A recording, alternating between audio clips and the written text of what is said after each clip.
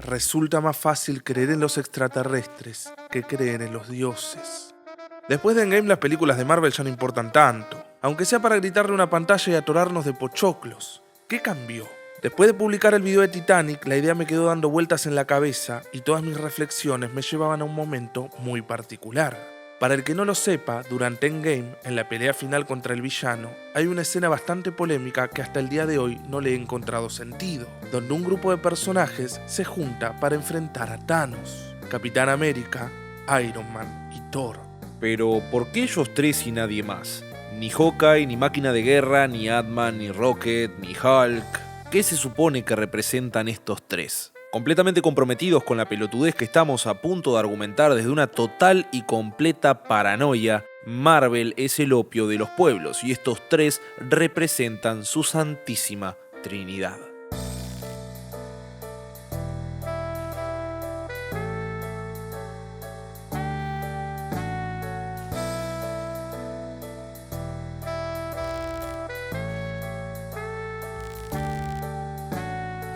Si me pongo a analizar mi vida, creo que fui más veces al cine a ver una del UCM de lo que fui a misa. Pero esta relación entre el cine y la religión no es solo cosa mía. Desde el principio fue el lugar elegido para librar la guerra cultural entre la iglesia y el laicismo. Por un lado, la iglesia se empezó a dar cuenta que la gente iba cada vez menos a misa y cada vez más a los cines. Así que, en vez de librar una guerra directa, empezaron a hacer todo lo posible por llevar a los feligreses a las salas. Por el otro lado, contaron con el apoyo incondicional de la industria, que era perfectamente consciente de que el pacto establecido entre ambas partes les servía para combatir el socialismo, que, aparte de su arista económica, fue un fuerte promotor del laicismo.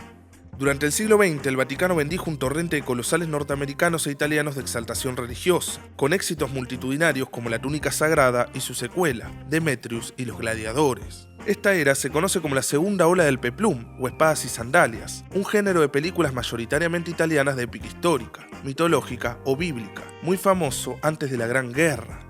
También fue un éxito en la España franquista, donde se la conoció como cine de estampitas, y fue tan colosal que llegó al punto de superar a la de la Italia de Mussolini.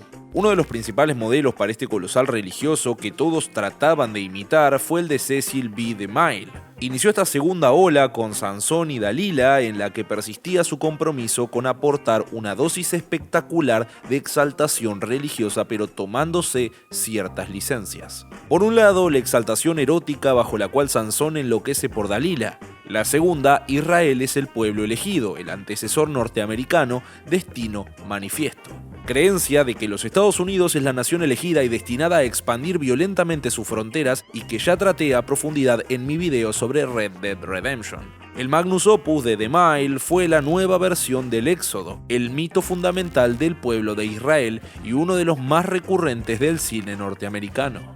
Mientras que en la Biblia Moisés libera a su pueblo de la esclavitud a la que le sometía a Egipto, la aparente mayor potencia civilizatoria de la antigüedad, la conquista del oeste se hizo, por el contrario, para ocupar los territorios milenarios de las naciones nativas. Pero a DeMille la historia le importaba lo mismo que al Departamento de Estado. La Biblia y la cultura occidental asumen la historia del antiguo Egipto desde una superioridad exaltada desde el momento en que Moisés se encuentra con Xoxotot en el monte Sinaí.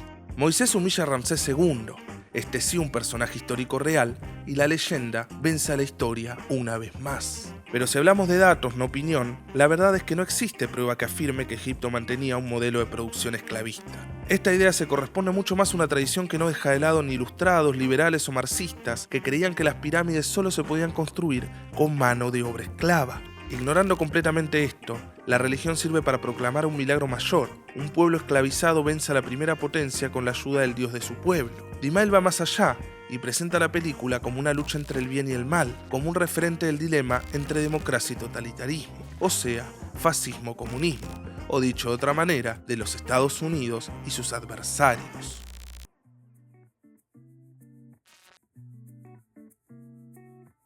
Con la disolución de la URSS culminó la alianza entre el neoliberalismo y el fundamentalismo religioso, ambos vencedores triunfales contra el comunismo. La guerra cultural acaba con la victoria final del dinero y la religión como la consolación en este valle de lágrimas en el que las cosas no terminan tan bien como nos prometieron. Bruscamente se intercambiaron bandos, ahora Rusia era conservadora y los Estados Unidos el progresista. Así, un poquito, el enemigo oculto pasa a ser Dios. Siguiendo la lógica de rentabilidad de adaptar algo ya existente que pensar por uno mismo, la industria adopta a los superhéroes como el móvil que necesitaban para actualizar sus ideas. Y por suerte, durante los 90, la industria del cómic estaba en las últimas y remataba todas sus licencias cinematográficas de a puñados. El discurso religioso homogeneizador empieza a conflictuar contra un mundo cada vez más globalizado y que, por ende, consciente de la multiplicidad de discursos del sujeto posmoderno. El universo del cómic logra capturar esa realidad y reconoce la lucha del hombre con su nueva condición, sin decir explícitamente qué es y por qué. Cumple con la necesidad de un redentor que pueda salvarnos de nosotros mismos y liberarnos del mal. Una nueva encarnación ficticia de la esperanza de la humanidad, un símbolo de la salvación del hombre, realizada a través de personajes falibles pero buenos. Por el lado de la salvación, el ejemplo más claro es el de Superman en Man of Steel, donde se presenta como el salvador universal para la humanidad, o en Batman contra Superman, después de sacrificarse para eliminar a Doomsday, es bajado del campo de batalla en la misma pose que Jesús, siendo bajado de la cruz. Además, al mismo tiempo, son expresiones culturales sobre qué piensa y qué cree la gente. Los X-Men, por ejemplo, como una representación de la comunidad LGBT en forma de mutantes, y a sus detractores como mutantes fóbicos. Esto se extiende hasta Apocalipsis, que se identifica con el dios bíblico Yahvé, nombre que fue revelado por Moisés, un mutante opresivo que provoca el día del juicio, demostrando el fuerte antagonismo hacia la cosmovisión bíblica. También la Mujer Maravilla, que fue inspirada por la literatura utópica feminista, y resulta un símbolo de feminismo, radicalismo sexual, amor libre y androginia. El género de superhéroes no es solo un vehículo de entretenimiento, también es un medio para cambiar la opinión pública que, dado a su giro humanista, es hostil a los evangelios tradicionales. Por eso, muchos aspectos del género parecen expresar el deseo del hombre de ser como Dios, de determinar por sí mismo el bien y el mal, buscando la independencia moral, existencial y epistemológica. Se presentan como un reflejo de la cultura humana, las creencias y valores del consenso moderno, pero ¿qué consenso? Lo que puede entender un país construido sobre los cimientos del destino manifiesto. El género cinematográfico de superhéroes que nace con Blade luchando contra una cúpula de burgueses chupasangre y los X-Men contra la homofobia estructural termina pegando un volantazo después de lo del 2001 para enfrentar a los héroes contra villanos más del corte terrorista o totalitario. Lo que termina de consolidarse en Iron Man, cuya historia de origen está ligada directamente con estos grupos y encima recibió financiamiento del ejército de los Estados Unidos. Ahora sí, con este contexto, y como ya hablamos de la estetización de la guerra en el video de Titanic y el universo cinematográfico de Marvel, vayamos directo a la escena de Thor, Iron Man y Capitán América enfrentando a Thanos. ¿Qué representan estos personajes? El Capitán América, en la Trinidad, representa al Espíritu Santo. Rogers es propio de otro tiempo donde las cosas eran más simples, protestante y abiertamente monoteísta, conservador de las buenas costumbres y, por coherencia histórica, probablemente algo homofóbico y racista. La representación de cómo se hacían las cosas antes. Es el destino manifiesto en pleno siglo XX, el supersoldado que es capaz de caer en cualquier territorio enemigo e imponer la autoridad divina estadounidense. Por eso es ingenuo y confiado porque fue programado como el soldado que debe confiar ciegamente en su gobierno y está dispuesto a morir por él. Al ser desplazado temporalmente al futuro, se siente alienado porque su espíritu todavía pertenece a otra época y, en su soledad, reconoce que la única forma de relacionarse con la realidad, ahora posmoderna, es a través de las industrias culturales. El sentimiento recurrente que gira alrededor del capitán es su desencantamiento con las figuras de autoridad y el fascismo camuflado en las instituciones que nos gobiernan. De las 7 películas que protagoniza, el Capitán América solo es Capitán América en 3, es un fugitivo en las otras 3 y en la última, Endgame, se transforma en Soldier Thor. Si el Capitán América es la manifestación de los valores de Estados Unidos, si representa la independencia, la libertad, el individualismo, la democracia, el patriotismo, si es la representación del destino manifiesto, ¿por qué no puede levantar el Mjolnir hasta el momento después de que vuelve al pasado del 2012 a enfrentar al culo de América? Lo que pasa es que toma conciencia de los poderes de manipulación de las instituciones, los dispositivos ideológicos, y al liberarse también limpia su moral de los secretos que todavía ocultaba. Por ejemplo, la implicancia del Soldado del Invierno en los asesinatos de los padres de Tony, expiando así sus pecados. Se convierte en un vehículo digno de ejercer la autoridad de Dios en la tierra. El nuevo Espíritu Santo desliga los valores de Estados Unidos de las instituciones, mientras los reterritorializa en el individuo heroico cuya épica será transmitida a través del entretenimiento. Es el punto de comunión con los creyentes, de ahí el musical Roger, que presenta una experiencia empobrecida de la realidad, cambiando incluso los hechos mismos, despojándolos de sus contingencias. Es el espíritu patriota y su relato, libre de los límites fronterizos de la patria. Iron Man, en la Trinidad, representa al Hijo. Su padre representa al Dios del Antiguo Testamento, un padre tan estricto como asesino, y, cargando su nombre, se produjeron los actos más aberrantes. Tony representa al Dios del Nuevo Testamento, el Hijo que trata de limpiar su nombre al usar su poder y conocimiento para proteger a la humanidad. Por eso, la última arma que produce es el misil Jericó, que lleva el mismo nombre que la ciudad del relato bíblico que Josué asedió durante 7 días hasta hacer caer sus murallas y exclamar: «Maten a la gente y quemen la ciudad con todo, menos la plata, el oro, el cobre y el hierro, que son para el tesoro del tabernáculo». Su conversión se produce cuando los otros, que sospechosamente parecen a un grupo terrorista musulmán, está utilizando sus mismas armas contra ellos. Esto es lo que lleva a Tony a replantear su vida y el papel que quiere ocupar en la sociedad, trazando un cambio lo más diferente al de su padre que pueda. Esto queda reflejado cuando se reencuentra con su padre en 1970 y este le dice que preferiría tener una niña porque un niño saldría como él. Digamos que el bien de la mayoría rara vez superó mis propios intereses. Stark es el representante de la tecnocracia y el capital filantrópico, fuerte antagonista del control del Estado con el que, en realidad, coopera para garantizar el control efectivo sobre las disidencias y sobre él mismo. Representa el ceder la libertad a cambio de la seguridad contra los peligros a los que su propia clase nos enfrenta. Esta esperanza en el conocimiento, la tecnología y el sacrificio humano por el progreso contrasta con la naturaleza egoísta, soberbia y manipuladora de Tony. Pese a sugerir que ha cambiado y que ya no es el mismo que producía armas de destrucción masiva, su pasado siempre retorna en la forma de un adversario que usará ese avance para ejecutar su venganza. El nuevo hijo es consciente de que el avance siempre se desprende de la destrucción y la guerra, que es demasiado incluso para el hombre más inteligente del mundo. Con el fruto del conocimiento viene el pecado del avance, del que solo puede liberarnos a través de su sacrificio. Thor, en la Trinidad, representa al Padre. Con la muerte de Odín, Thor se termina transformando en el rey de los 9 reinos, o sea, Dios. Pero antes de ponerse cómodo, termina perdiendo una gran cantidad de asgardianos a manos de Hela y Thanos. Así, junto a Rocket Raccoon, que, por Groot, es técnicamente el otro en condición de padre, deciden emprender el viaje más inteligente de todos. Si el Vengador más fuerte no pudo con Thanos y un par de gemas, había que buscar un arma más poderosa, cargándose la responsabilidad de ser el dios que garantice la victoria de su pueblo. Thor se confía y pierde, decepcionando a todos los que confiaban en él, pero principalmente a sí mismo, volviéndose un dios impotente, humano y vulgar, abandonando todas sus responsabilidades de dios, resignándose a no volver a intervenir. Por eso, Love and Thunder, la mejor película del UCM de esta fase, tiene como eje central el rol del padre como el portador de significado sobre el mundo que debe transmitirle a sus hijos. Así, la narración está enmarcada en la narración de Korg, un narrador testigo que, encima, es interpretado por el director de la película. Este tipo de narrador cuenta la historia desde su perspectiva, aunque no es protagonista, pero sí forma parte, sumándole el hecho de que los espectadores son niños, haciendo sentido al enfoque que se pone sobre ellos, que se introducen bruscamente en la historia.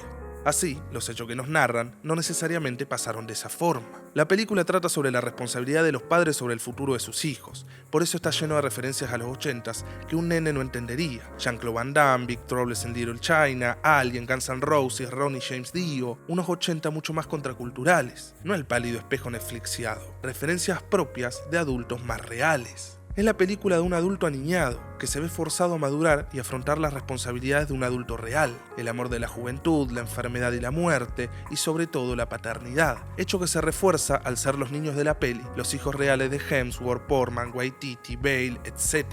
Pero, sobre todo, la responsabilidad de entender que el mundo avanza, las cosas cambian, y son los adultos los que tienen la responsabilidad de no transmitir prejuicios propios de una época donde fueron criados con un estereotipo de duro que, con base en las referencias, de duro tenía poco. De acá el foco tan explícito en cuestionar la sexualidad de referentes culturales, dioses y de las propias relaciones humanas. El nuevo padre es consciente de los relatos que transmite porque conoce que su palabra es ley. Adopta la responsabilidad de brindar una visión más madura que aquella bajo la que fue criado en favor de un mundo menos hostil con las próximas generaciones. Un padre mucho más humanista.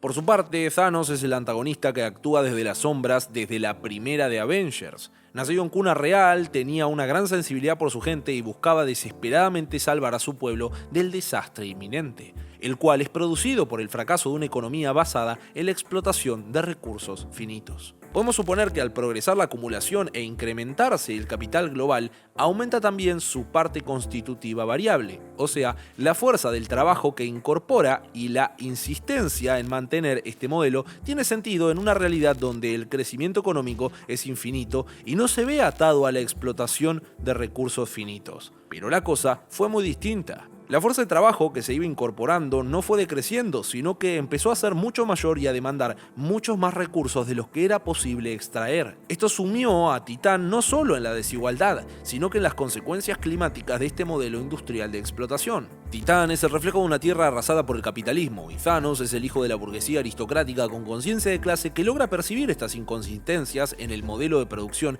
y que trata de revertir a toda costa. Pero tomándolo de quien viene, los últimos discursos válidos son aquellos que no cuestionen su modelo y todo lo demás es totalitarismo seguido de genocidio. A ver, en el video de Café Kioto ya hablamos de Killmonger. Quiere abrir Wakanda al mundo para que su ciencia y su tecnología trabajen en mejorar las condiciones de los pueblos afrodescendientes que fueron sometidos históricamente por potencias colonialistas, imperialistas, extractivistas y esclavistas. Pero no le alcanza solo con la igualdad, sino que utiliza estos mismos recursos para garantizar que ahora sean ellos los que manejan el látigo. También tenemos a Ultron. Como ya sabemos, las inteligencias artificiales no pueden producir inteligencia, así que Stark y Banner, las dos personas más inteligentes de la Tierra, recurren a una piedra mágica. Ahora esta inteligencia artificial tiene la supuesta capacidad humana de discernir entre discursos de odio, noticias falsas, posverdades y demás yuyo, pero termina radicalizada como cualquier incel conservador de 4chan y decide exterminar a la humanidad. Thanos decide que la mejor forma de solucionar el problema de la desigualdad es exterminando indistintamente a la mitad de la vida animal del universo.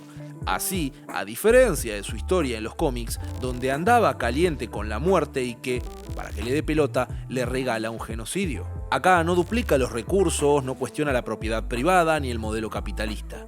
Literalmente, los fantasmas de mi vida. Así, para Endgame, la trama da un salto 5 años en el futuro para que podamos tener un panorama mucho más amplio de las consecuencias de esta decisión. Más allá del duelo que todos tienen que atravesar por perder a algún ser querido, la única consecuencia es que, ahora que hay mayor acceso a los recursos y teóricamente se redujo la desigualdad, no hay quien levante la basura. La reflexión es un cinismo legendario. En American Gods, Neil Gaiman presenta el conflicto de los antiguos dioses, los dioses del folclore, la fantasía o la mitología, con los nuevos dioses, tecnología, media, globalización. Piensa que somos símbolos, somos el sueño que la humanidad crea para encontrarle un sentido a las sombras en las paredes de la caverna. Como bien saben, a este Thanos lo decapitan al principio de la peli, y tienen que traer a otro el doble de genocida. Uno creería que lo hacen para que podamos empatizar menos, y ahora le puedan ganar, pero en realidad un poco los iguala. Crearé un mundo nuevo, rebosante de vida, que ignore lo que ha perdido y solo recuerde lo que le fue brindado, un universo agradecido. A lo que el Capitán América responde, que surja del derramamiento de sangre. Nunca lo sabrán, dice Thanos, porque no vivirán para contarlo. La alternativa que Marvel sugiere es básicamente la misma, solo que su discurso totalizante está mediado por las industrias culturales. No hace falta más que mirar hacia el conflicto de Rusia y Ucrania, un occidente tan estupidizado por el brillo de los nuevos dioses que interviene cortándoles Disney Plus y otros servicios, aislándolos de los milagros que estos nuevos dioses prometen. Este grado absurdo de pelotudez es el que Gaiman denuncia en su obra. Estados Unidos es mala tierra para los dioses. Ahí sus poderes se desvanecen y mueren, por eso siempre necesitan dioses nuevos en quienes creer. Eso es lo que la gente hace. Creen. y luego no se responsabilizan de sus creencias, invocan cosas y no confían en sus invocaciones. La gente puebla la oscuridad con fantasmas, dioses, electrones, cuentos. La gente imagina y cree, y es esa creencia firme como la roca, la que hace que las cosas sucedan. Las religiones son metáforas que tratan de cristalizar las inquietudes de una sociedad que no puede lidiar con el caos de un mundo que está mucho más atado con alambres de lo que podrían imaginarse. Pero por sobre todo, porque es necesario establecer antagónicos para que la fuerza de cambio nunca oriente su poder transformador con los medios que producen estos mitos. El nuevo campo de batalla de las ideologías se tiende, en definitiva, entre lo que creemos que somos y lo que creemos que son los demás. Reifican al individuo al enfrentar a los viejos dioses, belicistas, genocidas, totalitarios, contra los nuevos dioses, tecnócratas, faranduleros, acostumbrados a las comodidades que les brinda la desigualdad capitalista. Transforman a los seres humanos en cosas que no se comportan de forma humana, sino de acuerdo a las leyes del mundo de las cosas. Por eso, tengan cuidado con los dioses que están creando. Tengan cuidado con enfrentar a algunos dioses contra otros, porque al final los dos bandos pueden resultar siendo el mismo. Soy el pequeño santuario que las familias adoran. El televisor